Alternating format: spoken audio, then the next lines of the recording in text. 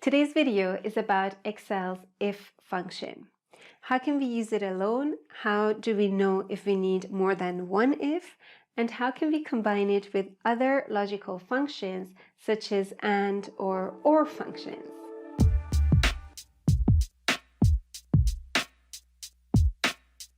Whenever you need a formula that's based on a condition, such as you need to mark or flag entities separately if their value is above 200 in revenue, an if can do a good job here. Now, the way you know if you need a nested if, that means you need to use another if inside an if, is when you use but in your sentences. So let's say we need to mark entities if their value is above 200, but if their value is below 50, we need to follow up on them.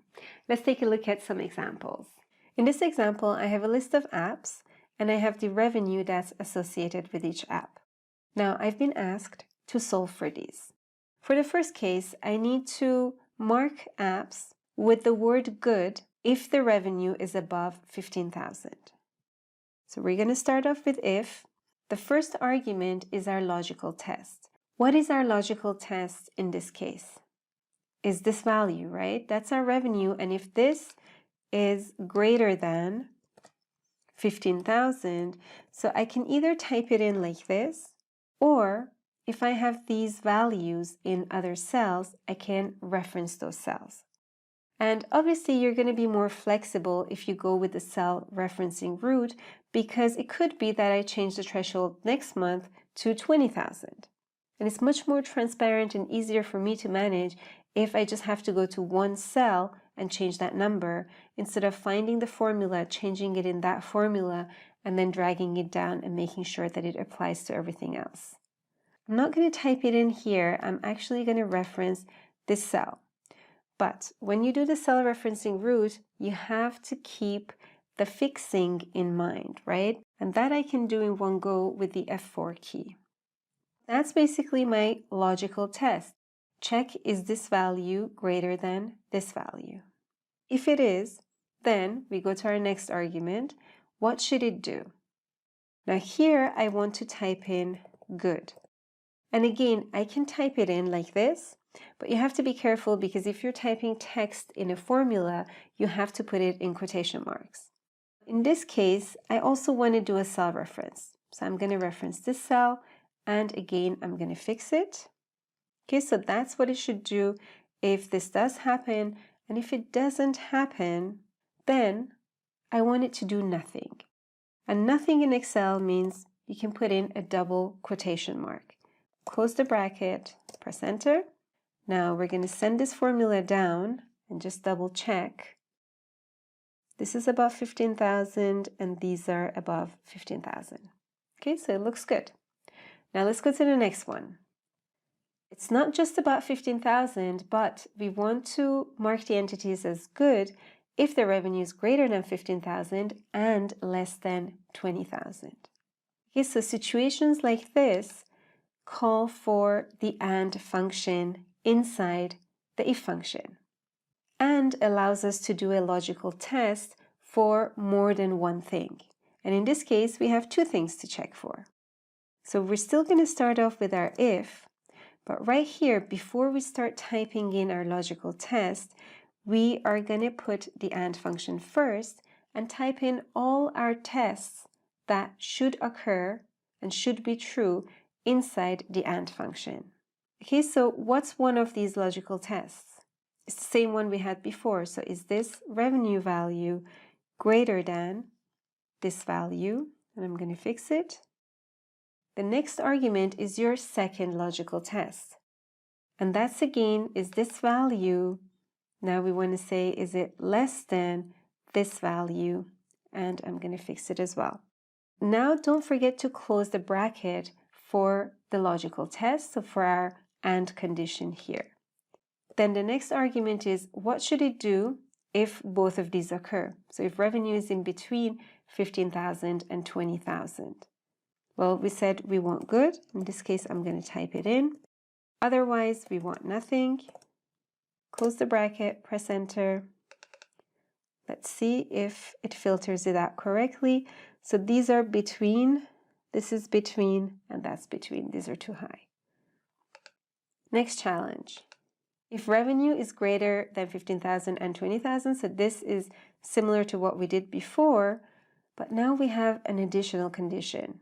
If revenue is greater than or equal to 20,000, we want them marked as exceptional. And rest is value. By value, I mean just the value that's in the cell. So basically, we're going to have a mixed column, some text, and some numbers in here. How do we deal with these conditions? Well, the first part is exactly like we did before. So I'm actually going to copy this, just press escape to leave, and paste it in here. Let's just bring in my cell references up here. Okay, because if both of these conditions occurs, then I want good. Otherwise, do I want nothing now? No, because I'm not done with the formula. I need to test for another condition. So if this doesn't happen, I still now need to go and test, is this app an exceptional app in terms of revenue? So exactly in the value if false argument, that's where you need to put your second if condition. What is our logical test? This number. Now, is it greater than or equal to this number? Now I'm going to fix this. Then what do we want? We want it to write exceptional. Otherwise means if none of these occurred until now, what should it do? We said we want the value, so I'm just going to do a cell reference here. And now I have two ifs, so I need two brackets. Let's just send this down. So now we have the good, we have the exceptional, and for everything else, we have the number. Okay, so that's how you can use nested ifs in your formulas.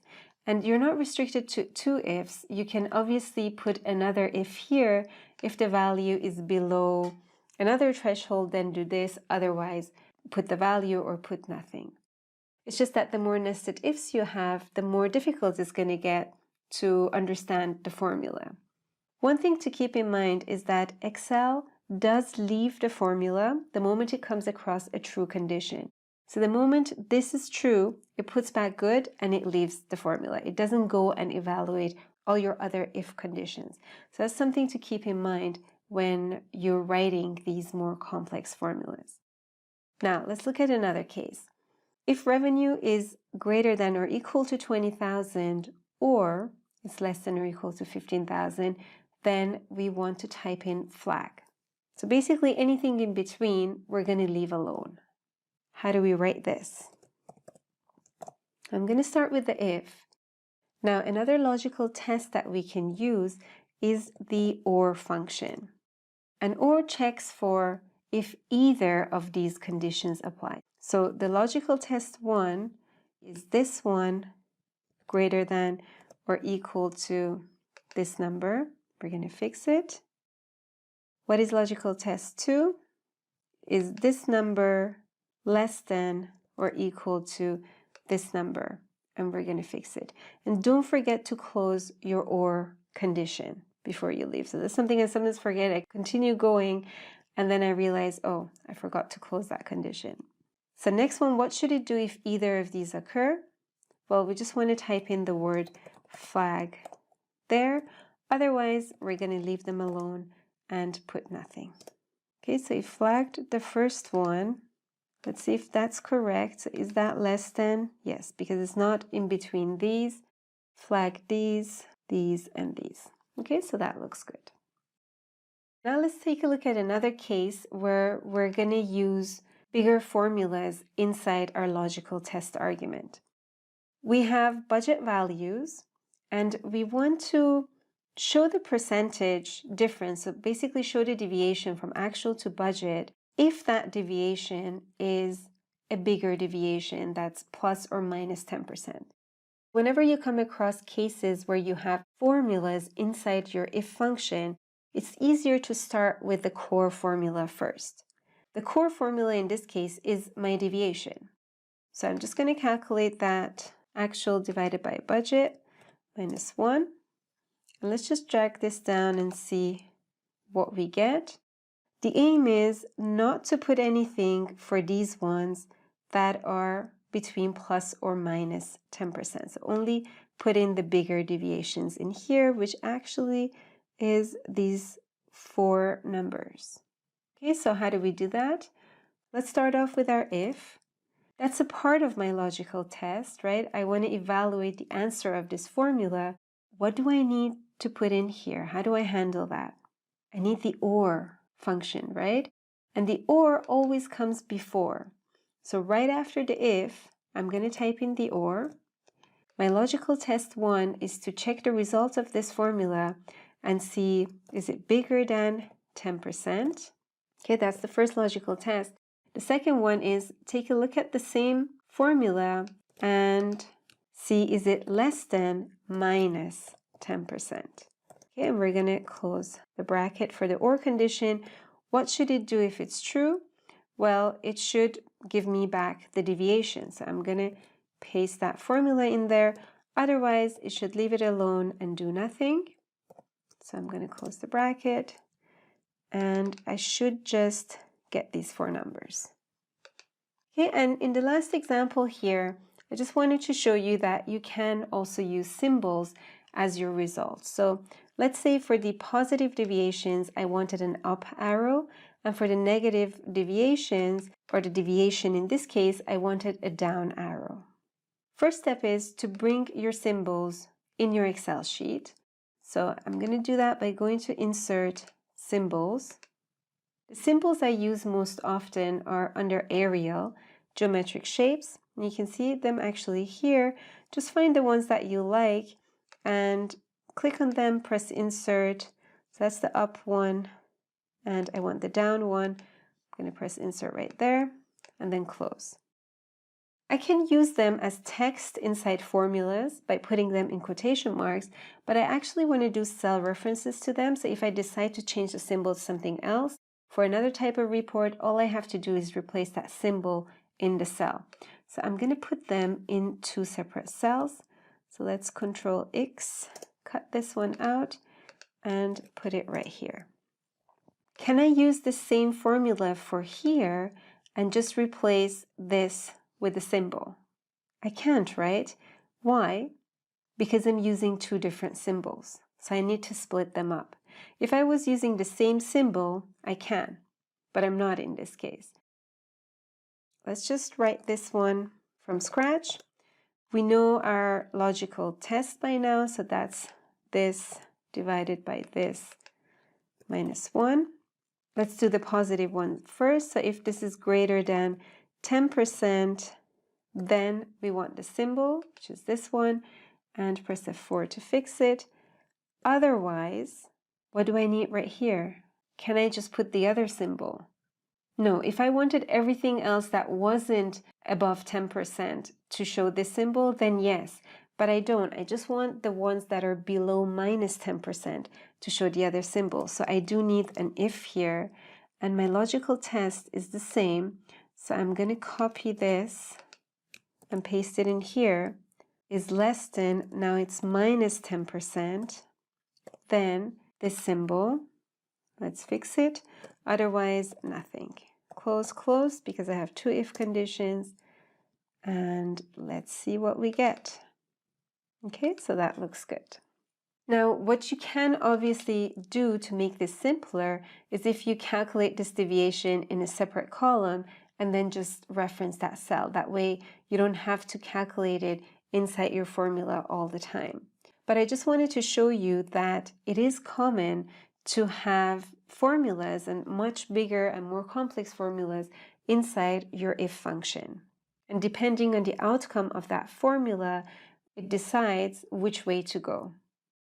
Okay, so in this example, we saw different uses of the if function. We took a look at a simple version, the version together with and or conditions. We also took a look at nested ifs and how to use slightly bigger formulas inside your if function, and even how you can use symbols in your formulas. Now, one question that can come up is, could you color the up arrows in a different color than your down arrows? And yes, you can. And you can do it in different ways. You can either use conditional formatting or you can also use custom formatting. And I have different videos on these, so I'm going to share the links to those videos in the descriptions. If you like this video, don't forget to give it a thumbs up. And for more of these videos, don't forget to subscribe to this channel so that you can get updates when new videos come out.